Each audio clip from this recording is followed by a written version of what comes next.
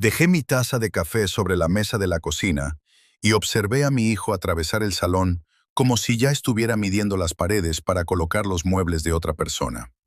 Diane llevaba 18 días muerta. Habían pasado 18 días desde que le cogí la mano en aquella habitación del hospital de Halifax y vi cómo la mujer a la que había amado durante 34 años exhalaba su último aliento. 18 días desde que me quedé bajo la lluvia en el cementerio de Fairview, mientras el pastor pronunciaba unas palabras que no podía oír por el sonido de los latidos de mi propio corazón.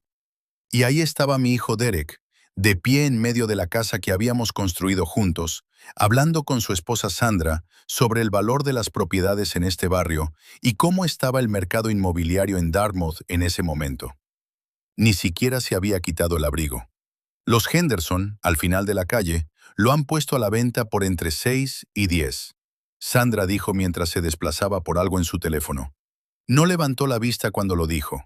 No me había mirado desde que entró por la puerta. «Papá», dijo Derek, volviéndose hacia mí como si acabara de recordar que yo estaba en la habitación.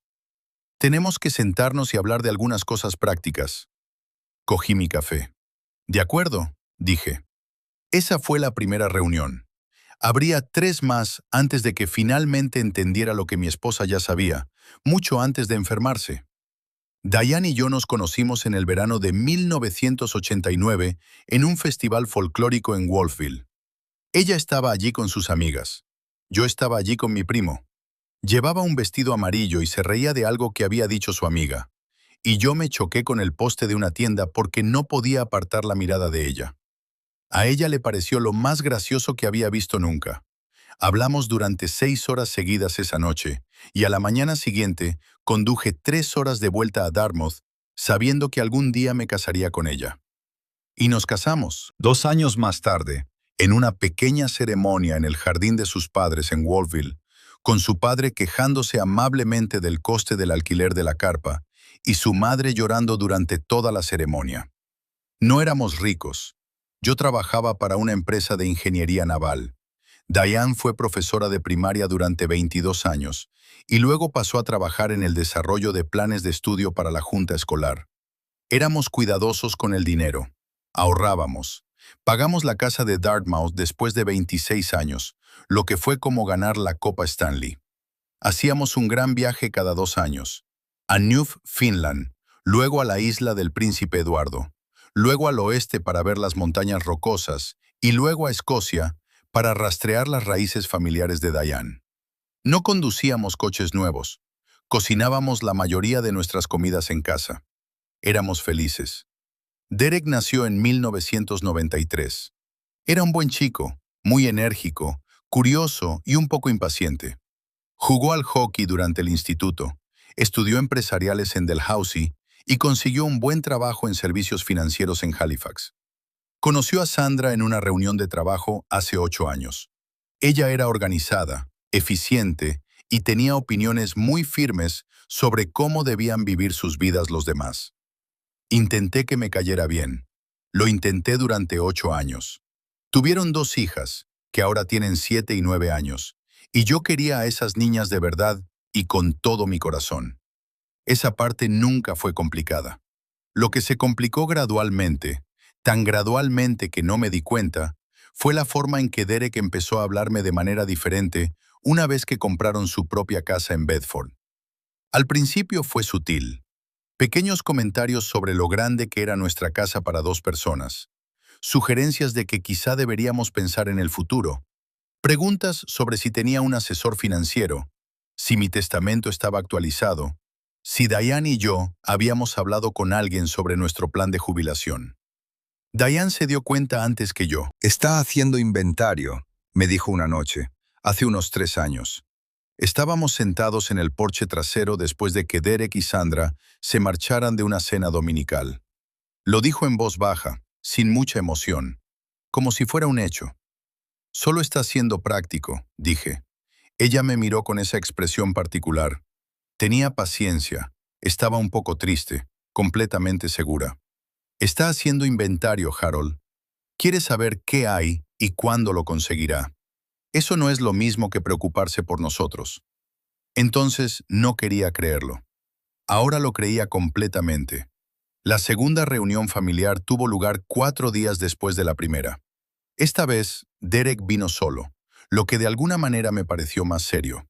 Se sentó frente a mí en la mesa de la cocina con un bloc de notas, un bloc de papel de verdad y un bolígrafo, y empezó a hablar de los siguientes pasos. La casa necesitaba reformas, dijo. El techo estaba envejeciendo. La caldera había sido revisada recientemente, pero no duraría para siempre. El barrio era bueno, pero el mercado estaba en movimiento y esperar demasiado tiempo podría significar perder dinero. Había una nueva urbanización para personas mayores en Sackville. Lo había investigado. Apartamentos de un dormitorio a partir de 280. Muy limpio, muy accesible, cerca de todos los servicios. Tendrías dinero en el bolsillo y no tendrías que preocuparte por el mantenimiento, dijo.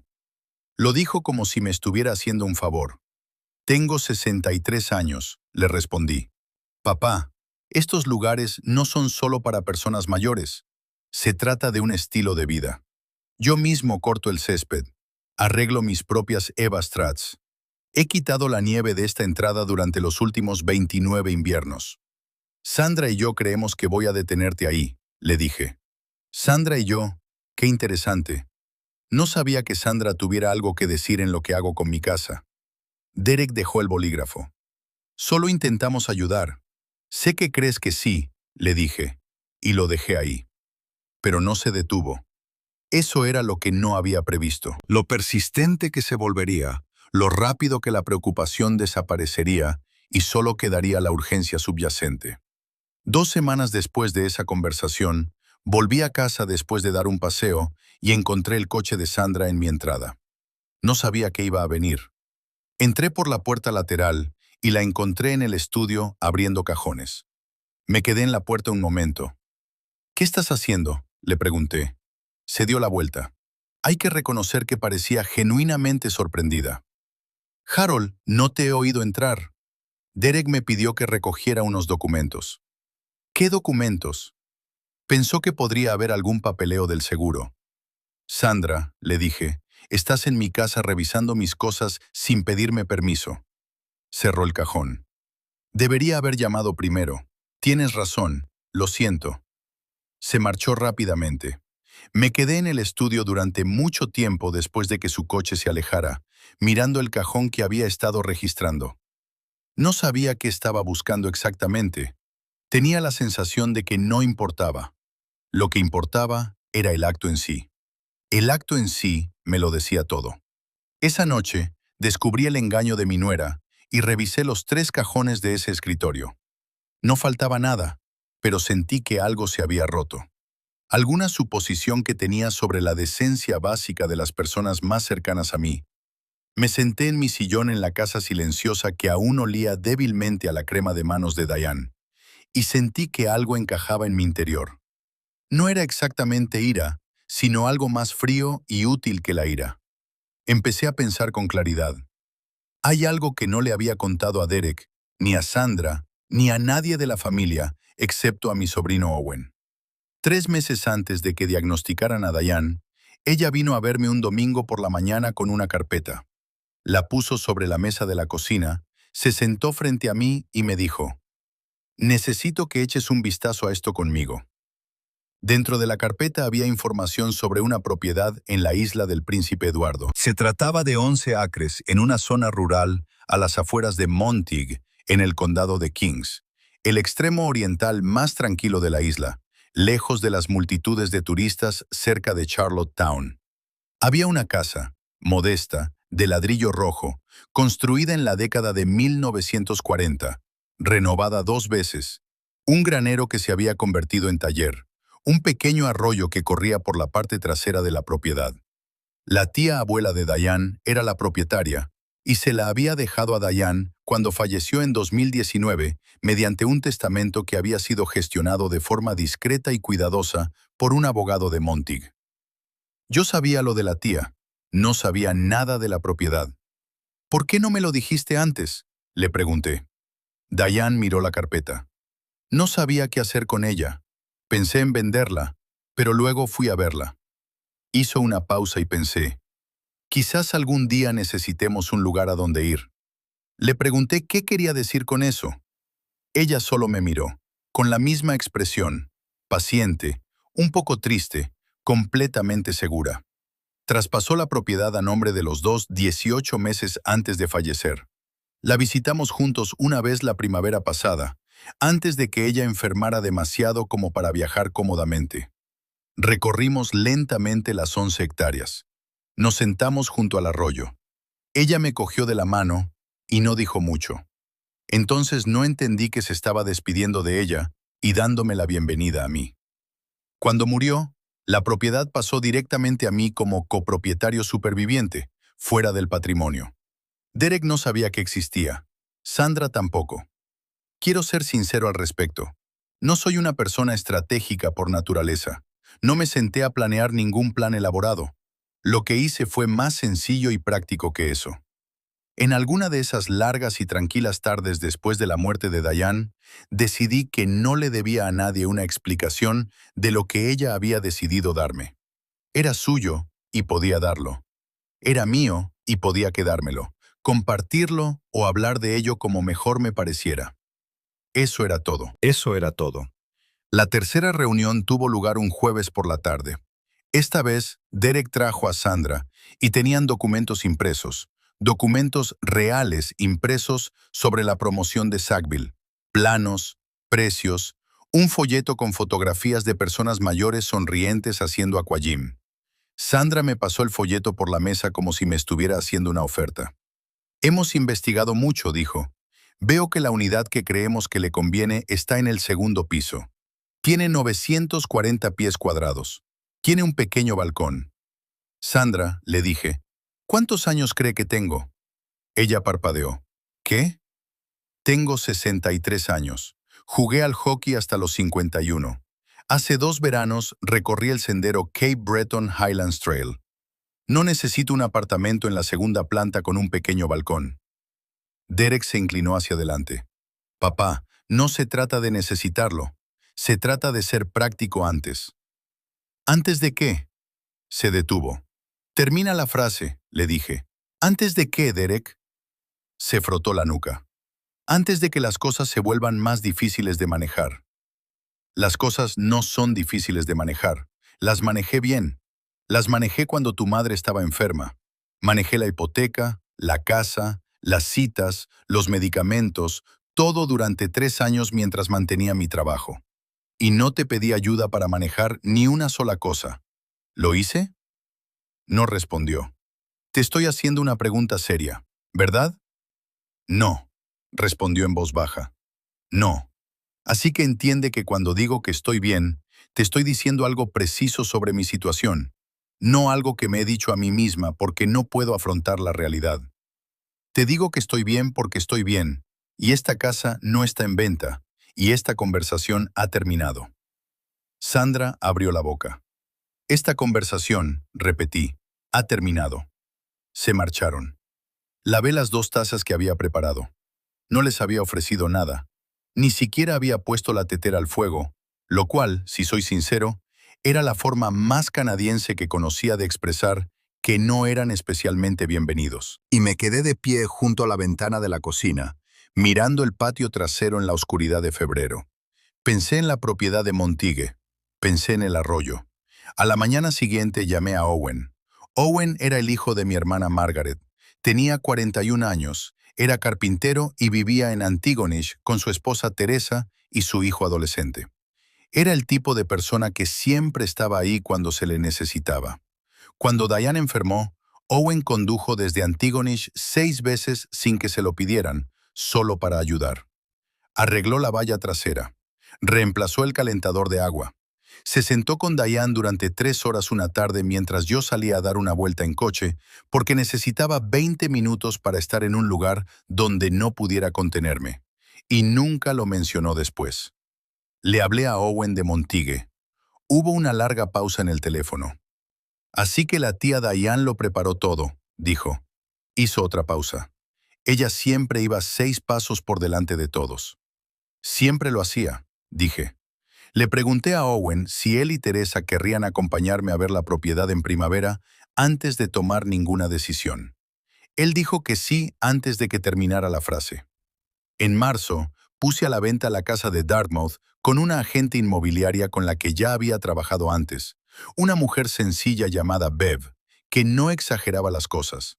Acordamos un precio.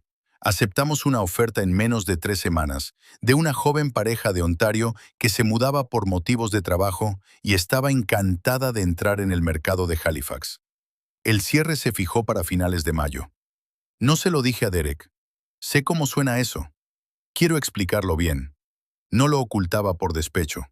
Protegía una decisión que me correspondía tomar de una interferencia que ya veía venir. Derek y Sandra me habían mostrado lo que harían con la información. La convertirían en una negociación, en una campaña de presión. Una serie de folletos impresos se deslizaron por la mesa de mi cocina. No necesitaba eso. Necesitaba mudarme en paz. La semana antes del cierre, conduje sola hasta Montigue. Pasé 3 días en la propiedad, alojándome en la casa, familiarizándome con las habitaciones y los sonidos que hacían por la noche. Recorrí las 11 hectáreas 2 veces al día. Arreglé un escalón roto en el porche trasero. Me sentaba junto al arroyo cada tarde hasta que hacía demasiado frío. El segundo día llovió. Me senté dentro, junto a la ventana, con una taza de té, y observé cómo la lluvia caía sobre el campo, y hablé en voz alta con Diane. No me avergüenza hacerlo. Le dije que ahora lo entendía. Le di las gracias. Owen y Teresa vinieron el fin de semana antes de que tomara posesión en Dartmouth. Owen recorrió la propiedad lentamente, como lo hace un carpintero, mirando las cosas con atención. Se subió al techo del granero y caminó por allí durante 15 minutos. Bajó y dijo, «Los huesos son sólidos. El techo tiene quizá 3 años más. Puedo ayudarte con eso».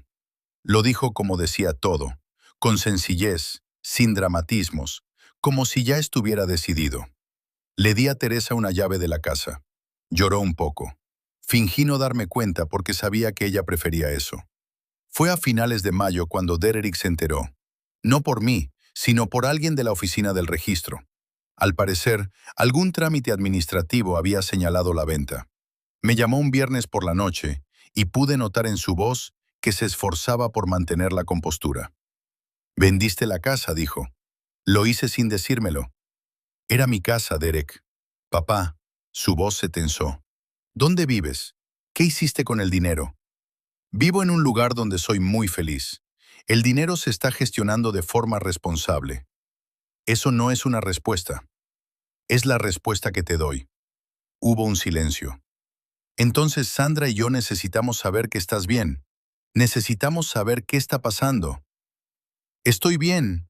Estoy mejor que en mucho tiempo. Eso es todo lo que necesitáis saber ahora mismo. Se quedó callado un momento. Luego dijo, ¿puedo ir a verte? Había pensado en ello. Lo había pensado durante largos paseos por el arroyo por las tardes, en el porche trasero, durante las mañanas tranquilas, cuando la niebla de la isla se posaba sobre el campo. Pensé en el niño que solía quedarse dormido apoyado en mi hombro durante los largos viajes en coche. Pensé en el hombre que había llevado un bloc de notas a una reunión con su afligido padre. Pensé en cómo esas 2 personas eran la misma persona y lo que eso significaba sobre el perdón y lo que significaba sobre la confianza. «Puedes venir en otoño», le dije, solo, sin Sandra, «y vienes a visitar a tu padre, no a evaluar nada». Dijo que lo entendía. No estoy segura de que lo entendiera del todo, pero vino en octubre y se sentó en la cocina de la casa de Montigue, bebió mi café y estuvo más callado de lo que lo había visto en años. Paseamos juntos por la propiedad. Miró el arroyo durante mucho tiempo sin decir nada. «A mamá le habría encantado esto», dijo finalmente. «Le encantaba», le dije. «Ella lo eligió». Me miró. Algo se movió en su rostro que no supe definir. No era exactamente culpa, pero sí algo parecido. Algo que entendía que había un ajuste de cuentas en algún lugar lejano que aún no habíamos tenido. No lo tuvimos ese día. Quizás lo tengamos algún día. No tengo prisa.